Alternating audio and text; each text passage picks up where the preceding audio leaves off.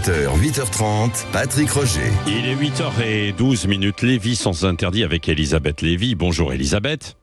Bonjour Patrick, bonjour à tous. Alors, nous revenons avec vous sur les propos d'Emmanuel Macron qui n'exclut pas l'envoi de troupes françaises européennes en Ukraine. Évidemment, ça n'a pas suscité l'enthousiasme, c'est le moins qu'on puisse dire. Bah oui, le président français a été promptement désavoué par ses homologues européens et américains. Seule la Suède n'a pas complètement exclu cette idée. Et en France, surtout, il a fait l'unanimité contre lui. De la droite à la gauche, du Figaro à l'Humanité, en passant par Marianne, on rivalise dans la condamnation de ses propos va-t-en-guerre et irresponsables. Il ne s'agit pas d'Emmanuel Macron et de ses postures de petit chef viril, écrit Natacha Polonais, donc dans Marianne, très énervé. Il s'agit de savoir si nous allons accepter collectivement de marcher comme des somnambules jusqu'à la guerre. Alors le paradoxe, c'est qu'en même temps qu'ils disent cela, tous les observateurs conviennent qu'une victoire de la Russie serait une catastrophe pour l'Europe. Le général Vincent Desportes, déjà dans Marianne, disait il y a quelques jours, la défaite de l'Ukraine, ce serait notre défaite et notre déshonneur. Alors savoir jusqu'où nous devons aller pour empêcher cette défaite, ou la victoire de la Russie, bien sûr, c'est une question à la fois cruciale et douloureuse. Mais si on croit que l'avenir de l'Europe comme civilisation se joue en Ukraine, peut-être qu'on ne peut pas écarter cette option dès le départ, en tout cas. Bon, alors donc, vous pensez qu'Emmanuel Raison, finalement, a eu raison, alors ? Alors sur le fond, je suis un peu incapable de vous répondre, Patrick, parce que c'est vraiment une question. Il y a pas de on peut pas répondre par oui ou par non. Mais le propre d'une tragédie, en réalité, c'est qu'elle n'a pas de bonne solution. Alors en tous les cas, je pense qu'on pourrait approuver, sinon approuver le président, au moins le prendre au sérieux, si on était sûr qu'il n'a pas encore fait un coup sans lendemain, comme avec la coalition contre le Hamas, sortie de son chapeau mi-octobre et dont plus personne n'a jamais entendu parler. Et après la colère parfaitement maîtrisé de Gabriel Attal, qu'on a entendu dans notre journal, qui accusait le RN d'être le parti de Poutine, donc un parti de traître, ça n'est pas rien, eh bien, il est difficile de ne pas penser que la Macronie, en réalité, utilise sans vergogne le malheur ukrainien pour frapper ses adversaires en dessous de la ceinture, et que l'Ukraine n'est pas le sujet. Alors, bien sûr, on a le droit d'avoir peur de la guerre, surtout avec une puissance nucléaire, sans être traité de collabo ou de munichois. On a le droit de penser que des erreurs et des manigances américaines ont contribué au chaos sans être accusé d'être un suppôt de Poutine, et on a même le droit d'approuver le président sans être considéré comme un valet ou un idiot utile de l'Empire américain.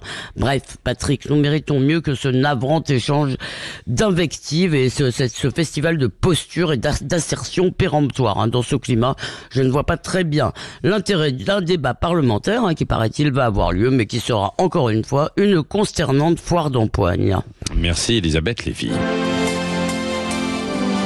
Plusieurs choses après ça. Françoise Degois est avec nous, dites-le franchement. Bon, déjà, il faut préciser, le débat qui pourrait avoir lieu ne sera pas un débat sur l'envoi de troupes. Il faut tout de suite dissiper les choses. Ce sera sur l'accord bilatéral, l'accord qui a été signé avec l'Ukraine pour dire si on est d'accord ou pas avec ça. Mais je voulais juste dire que je suis absolument d'accord avec Elisabeth et que malheureusement, je suis probablement plus sévère que vous, ma chère Elisabeth. J'espère que vous me remettez bien. Vous m'avez l'air bien enrhumée, ma petite. Je suis d'accord. Je suis d'accord avec vous, mais malheureusement, Françoise. Moi, je suis plus sévère que vous parce que je pense que tout ça n'est qu'une instrumentalisation. En réalité, on voit très bien comment la séquence est découpée et le débat, en réalité, va servir à quoi ? C'est un piège. En tout cas, dans l'esprit d'Emmanuel Macron, c'est un piège qu'il tend, notamment au Rassemblement national et à la France insoumise, pour lever leurs ambiguïtés. C'est à ce point monté, parce que ce que nous disait un spécialiste tout à l'heure, Olivier Sueur, qui connaît bien l'OTAN et l'ONU, il disait, quand même, Emmanuel Macron a répondu à des questions, et c'est en répondant à ces questions qu'il a dit, on ne peut pas l'exclure en dynamique. Non, mais moi je ne crois pas une minute. Ce qui n'est pas complètement faux dans la réalité. Je ne crois pas une minute, je pense que tout ça, il veut refaire le coup de la présidentielle, c'est-à-dire essayer d'enjamber ces européennes, trouver un ressort. Moi, je ne suis pas soupçonnable. Pensez que c'est ça. Mais bien sûr, je ne suis pas soupçonnable d'avoir la moindre sympathie pour le Rassemblement national, mais excusez-moi, Gabriel Attal, national hier après-midi, c'est grotesque. C'est honteux, vous dites honteux. Oui, honteux, grotesque. Pourquoi parce que vous ne pouvez pas, la semaine dernière, avoir expliqué que tout l'arc républicain, c'est également le Rassemblement national, c'est l'hémicycle. Vous ne pouvez pas expliquer que les gens du Rassemblement national ont une tenue extraordinaire. Vous ne pouvez pas coécrire une loi ou la faire passer, la laisser passer. Vous ne pouvez pas passer votre journée à clamer finalement les qualités du Rassemblement national quand vous êtes Yael Braun-Pivet ou même Gabriel Attal. Et puis quand ça vous arrange, traiter le Rassemblement national de parti de l'ennemi. C'est incohérent, c'est débile. Mais disons qu'il y a eu des liens avec Moscou, donc c'est pour ça. Alors Françoise, mais les liens avec Moscou, si vous voulez, ça ne va pas, ça. Moi, je suis d'accord. Alors, je sais pas si. D'abord, je voulais dire juste une chose, c'est que sur l'Ukraine, c'est-à-dire, moi, je suis assez d'accord en fait avec Françoise. C'est-à-dire, je pense que